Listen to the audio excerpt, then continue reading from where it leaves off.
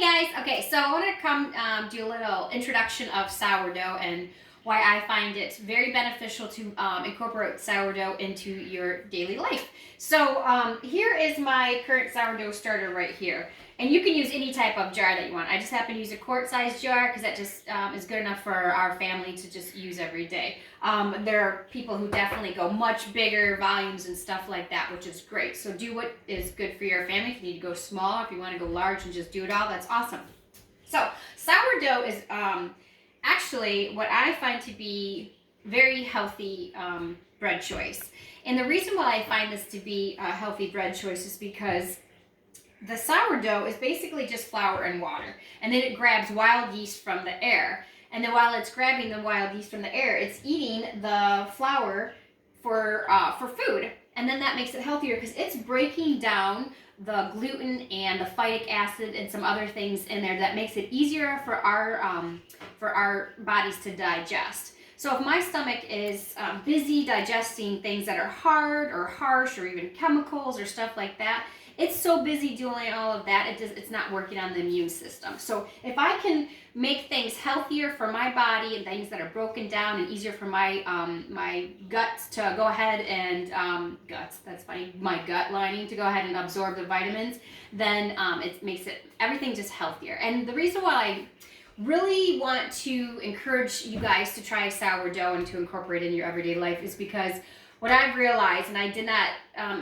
know that this was going to happen, but I started sourdough a little over a year ago, and before that I was very obsessed with pizza. My whole life I've been obsessed with pizza. I was a vegetarian for 10 to 15 years, and in that time frame I basically just ate pizza. Store-bought pizza, homemade pizza, all kinds of pizza. And up until about a year ago when I started kind of phasing out the traditional breads and doughs and stuff like that. I still do make them sometimes because that's what the husband really makes or really likes, because he's not a big fan of the sourdough. But for the most part, this is what I do.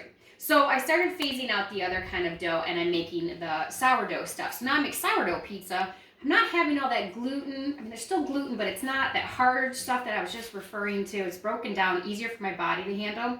I am not craving pizza any longer, and I am old enough to have many years of craving pizza to know that, oh wow, it finally dawned on me, I'm actually not craving pizza anymore, which is a good thing. Cravings are not always a representative of what your actually body wants. Sometimes it is, sometimes it's not. Sometimes it's a trick system.